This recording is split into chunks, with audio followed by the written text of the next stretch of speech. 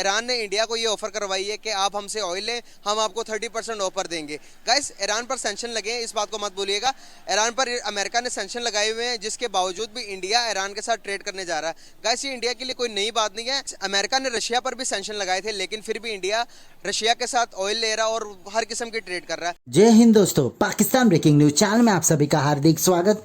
जैसे कि रशिया ने भारत को 30% ऑफ पर ऑयल दिया था, वैसे ही अब ईरान ने भी भारत को ये ऑफर दी कि वो अपना गैस और ऑयल 30% ऑफ में भारत को देना चाहता है। ईरान के प्रेसिडेंट ने ये घोषणा की कि भारत एक हमारा बहुत ही पुराना मित्र है और हम उन्हें 30% ऑफ पर अपने नेचुरल गैसेस और ऑयल देना चाहते हैं। जहां पर ईरान पे अमेरिका ने सैंक्शंस लगाया, इसलिए बहुत सारे देश डरते हैं ईरान से तेल खरीदने के लिए। यही कारण है कि वो भारत को 30% ऑफ पर तेल और गैस ऑफर कर रहा है।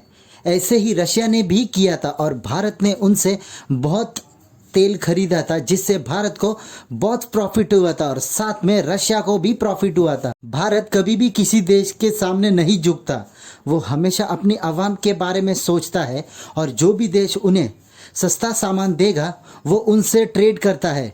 वहीं पर बाकी देश अमेरिका के दबाव के कारण इन देशों के साथ ट्रेड नहीं करते, क्योंकि अमेरिका ने इन दोनों देशों के ऊपर सैंक्शंस लगाया है और कोई भी देश इन दोनों देशों के साथ कारोबार करने से पहले 100 बार सोचता है, क्योंकि अमेरिका ऐसे नहीं चाहता कि इन देशों के साथ कोई भी देश कारोबार करे। पर भारत ऐसा नहीं करता और भारत इन दोनों से कारोबार करता है और फ़ायदा उठाता है और इन देशों को फ़ायदा भी देता है।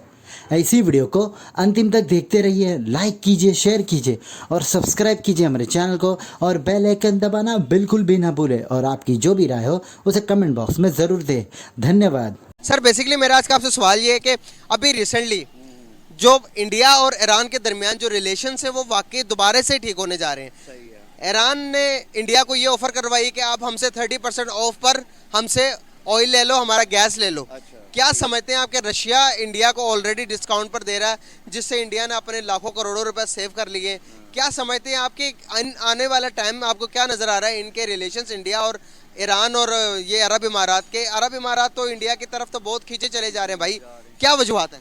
वजह यही है कि वो एक बड़ा मुल्क है और उसकी आबादी भी हमारे से काफ़ी ज़्यादा है, तो वहाँ पे उनको बेनिफिट जो भी होते हैं वो काफ़ी वसी पैमाने पे होता है। इस वजह से उधर जो भी होता है उनकी कोशिश होती है कि उनसे उनके टर्म अच्छे रहें ताकि वो बिज़नेस में आगे बढ़ सकें।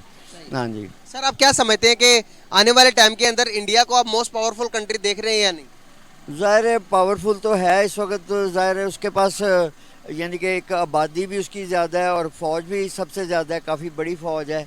लेकिन ये ठीक है, वो पावरफुल तो हो रहा है, लेकिन ये कि पाकिस्तान को चाहिए कि ये भी अपने मामलात को उस लेवल पे लेके आएँ ताकि इनके भी मसले मसाइल जो चल रहे हैं वो उसका भी कोई हाल निकले। बिल्कुल सही।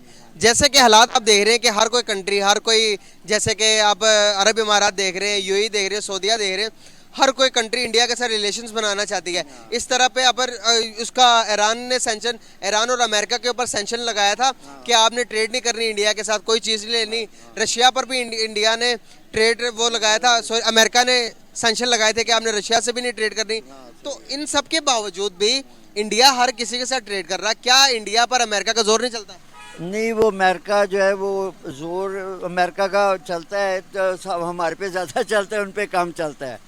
वो ये है कि वो ज़ाहिर लोग उनसे बिज़नेस बढ़ाना चाहते हैं, डील्स के भी इनसे रब्ता रहेगा तो हमें उनको भी फ़ायदा होगा, इंडिया को भी फ़ायदा है, और जो दूसरा मुल्क जो भी होगा, चाहे अमेरिका हो, ईरान हो, कोई भी हो, तो उसको भी फ़ायदा ही रहेगा। हाँ, इसलिए क्या वजूहत है कि इंडिया के इतने स्ट्रॉन्ग होने के पीछे क्या वजूहत? यही वजह है कि उनके जो सियासतदान है वो मुल्क का सोचते हैं कि बेहतर हमारी किस में बेहतरी है और वो काम करते हैं। यहाँ पे हम उल्टे और चक्करों में फंसे हुए हैं।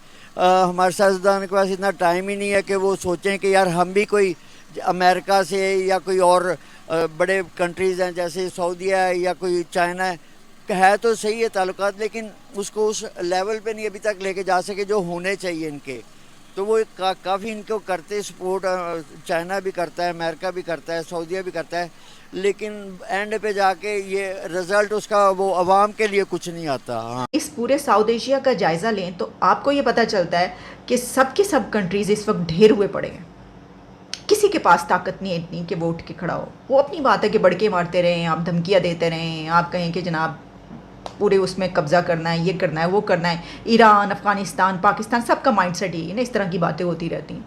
लेकिन प्रैक्टिकली तो हम बहुत पीछे हैं और वो बहुत आगे हैं, बहुत आगे चले गए। यानी इतना कि शायद उनको दौड़ के पकड़ना भी बड़ा मुश्किल हो। और क्या हम ये दौड़ लगाने के काबिल हैं, या हो पाएंगे, या हो सकेंगे? कोई सोच रहा है, कोई प्लान बन रहा है, कोई बैठ रहा है इसके बारे में? बाकी कंट्रीज़ की तो अपनी मर्ज़ी ना, अफ़गानिस्तान का तो हमेशा से ही मसाइल हैं, बाकी कुछ छोटे कंट्रीज़ भी मौजूद हैं। ईरान जो है उसकी अपने कुछ असूल और ज़वाबित हैं, वो उसकी ईरान इंडिया को ऑफर दे रहा है। ईरान कह रहा है कि भाई हमसे 30% डिस्काउंट में हमसे ऑयल ले लो। और यूएई और जोन से इंडिया, उनके दरमियान भी ट्रेड चल जाने लगी है। $100 बिलियन को टच करेगी उनकी ट्रेड। क्या समझते हो आपके वर्ल्ड वाइड में दुनिया की जो निगाहें हैं, दुनिया की जो अट्रैक्शन है, वो ज़्यादा इंडिया की तरफ क्यों है एज़ कम्पेयर टू पाकिस्तान? क्या वजूहत है? देखें, ये बात डिपेंड करती है उनकी इकोनॉमी पे और हमारी इकोनॉमी पे। अगर उनकी इकोनॉमी देखा जाए तो वो दिन ब दिन आगे जा रहे हैं, एडवांस हो रहे हैं टेक्नोलॉजी में, एजुकेशन में और दीगर कई चीज़ों में। आईटी में देख लें वो कहाँ पे जा रहे हैं, कहाँ स्टेशन कर रहे हैं। और पाकिस्तान की बात की जाए तो इस वक्त तो जो करंट सूरत हाल है, जो नेचुरल क्लैमिटी आई हुई है, सैलाब आई हुई है, अभी तो इस वक्त तो गवर्नमेंट की और जो पाकिस्तान के जितने भी इदारे हैं, चाहे फलाही इदारे हैं, दूसरे हैं, उनकी प्रायोरिटी ये है कि इस सैलाब से कैसे निकलना चाहिए। पहले ही जो एक दबी हुई इकॉनमी है, पहले ही इतनी कंप्रेस्ड इकॉनमी है और हालात इतने ख़राब हैं। हमारे पास जो फॉरेन रिजर्व हैं वो बिल्कुल नहीं हैं, और जो कर्ज़ा है वो बढ़ता जा रहा है दिन ब दिन। उसके ऊपर जो इंटरेस्ट देना है उसकी भी बढ़ती जा रही है क्वांटिटी। उसमें जो है वो अब ये नेचुरल क्लैमिटी आ गई हुई है, तो उसकी वजह से बड़ी सफ़र कर रही है इकॉनमी।